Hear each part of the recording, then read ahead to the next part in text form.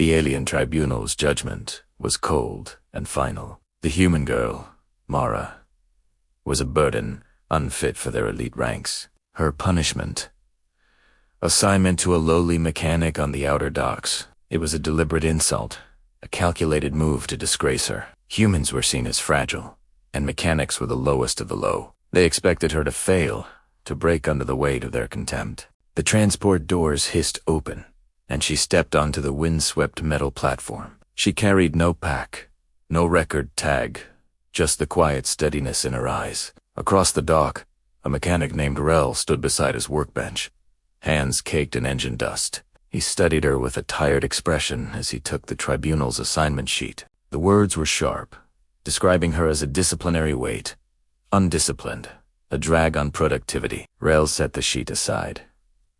"What's your name?" he asked, his voice rough, but even. "Mara," she replied, her own voice unwavering despite the biting wind and the weight of her situation.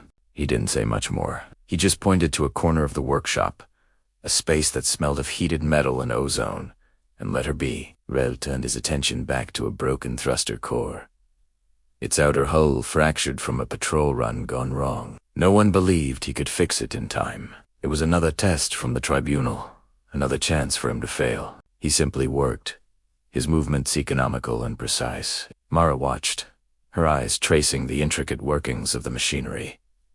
Then she spoke. "There's a faint energy distortion," she said, pointing to the inner coil. Rell paused. He grabbed his scanner, running it along the spot she indicated. His tired eyes widened slightly. She was right. The scanner confirmed a subtle distortion, one he had completely missed. It was the root cause of the thruster's failure. Without a word, he adjusted the coil alignment. A soft hum filled the workshop as the thruster stabilized for the first time in cycles. In that moment, Rell understood the tribunal hadn't just been wrong. They had been blind. This human wasn't a burden. She was trained, highly perceptive. She saw details that most seasoned technicians would overlook. A subtle shift happened in the workshop's atmosphere. Mara seemed to stand a little taller, her focus sharpening. "Can I help?"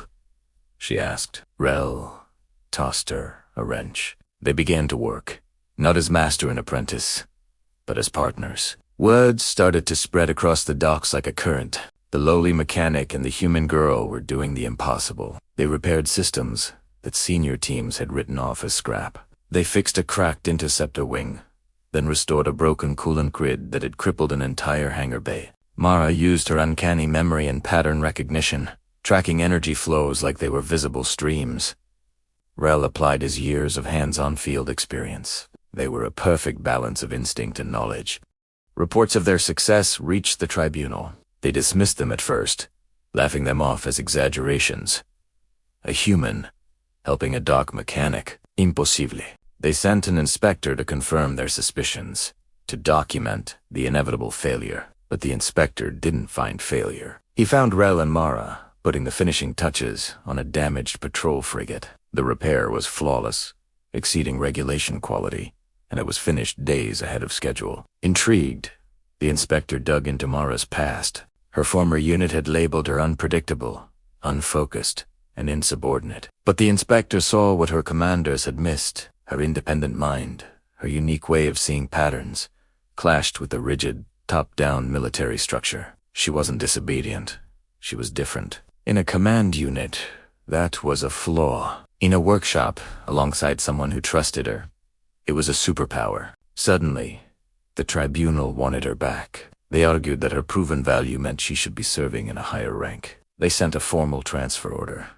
Rell refused it. Mara refused it too. Station law, a forgotten but still valid statute, allowed an assigned individual to choose their post if their performance drastically exceeded expectations. She chose the workshop. She chose the mechanic who saw her with clarity, not contempt. The entire culture of the docks began to change. Pilots started requesting Rell and Mara by name. Their reputation for quality and speed was unmatched. Their teamwork prevented countless system failures, making the entire station safer. Mara, once seen as fragile, thrived in the harsh environment. Rell, once dismissed as a simple laborer, adapted to her brilliant analytical style. becoming a more effective mechanic than ever before. Their legend grew, reaching far beyond the sector.